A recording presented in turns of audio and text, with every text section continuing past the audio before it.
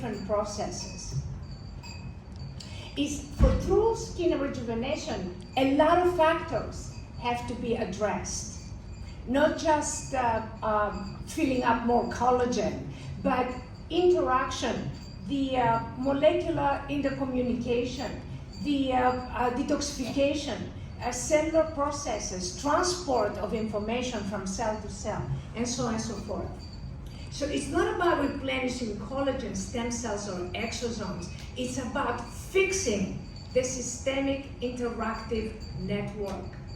And this is basically what I'm showing there. And there is a lot of mathematical calculations, a huge formula that can determine that, to decode what the cells are doing.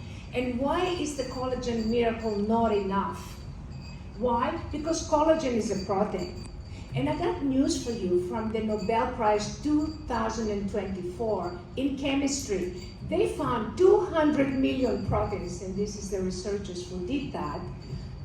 All of these proteins have to be interacting for youth to be enabled, to be empowered. Only on the epidermis, there's about 18,127 proteins. All of these have to interact and be replenished before you can have a youthful appearance. Otherwise, you're going to have these pillow faces of all of these famous people that are full of fillers and lasers and so on and so forth. And the most important thing is proteostasis. Without proteostasis, you have aging. And proteostasis is the balance between proteins. There's a lot of books about proteostasis if you want to kind of find out more about it. And when you have the proteostasis network properly done, then what you see is that with years you look younger. Why? Because you're repairing the system from within, from the inside. And that's what's so important. And this is a lot of proteostasis. This is a video. Unfortunately, it's not playing. None of the videos is going to play, so I can probably have to send you this lecture because it doesn't really work. And so basically, proteostasis has to do with folding the proteins, and with aging, the proteins are unfolded, and a typical cell has about 20,000 types of proteins. Just one cell, and about 10 to 20,000 genes and that are expressed within that cell. So just you can see, the interaction within the protein was actually started from the Nobel Prize 1999.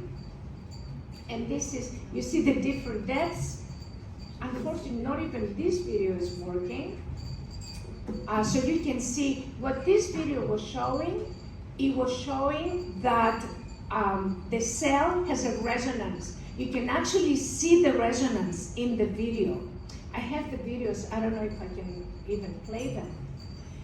This is myself in our lab in England. Now, the resonance, what resonance does, it unblocks the rod for the proteins, the exosomes, all of these communication agents. If there is debris and inflammation, they're going to get stuck. It's like traffic. You know, it's like kind of cars being stuck in traffic. So why is it that the stem cells have a problem? Because there is no compatibility. The compatibility issue, there is immunorejection. The immune system will reject it. Why? Because there's no resonance. There is no compatibility. And if there's no compatibility, there's going to be proliferation, and then these cells will then end up as cancers. Immunorejection is the main problem with the exosomes as well. The system will not accept them. And that has to do with resonance, compatibility, and also the transfer. The exosomes are carrying proteins in them, and also microRNAs that are involved in gene expression, but the proteins carry the addresses where the exosome is going to go. Without the proteins information, the exosome doesn't know where to go. And this is the three Nobel Prize 2013 that they were first spoken about, the vesicles, the exosomes. However, what they said, and please understand what they said, Dr. Shackman said that there is 3 genes involved. So when you have plant exosomes, is this term fulfilled? These 3 genes from plants, is it the same as the human 3 genes? If they're not the same, it's going to be incompatible. Dr. Rothman said that you see these yellow things? This is the protein that has to dock. It's like a boat that docks on the port.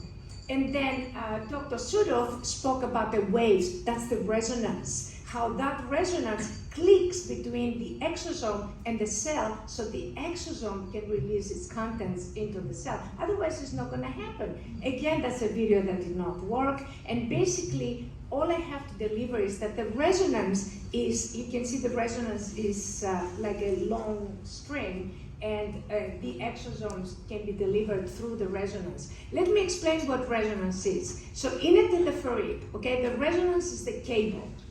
The cars are the exosomes.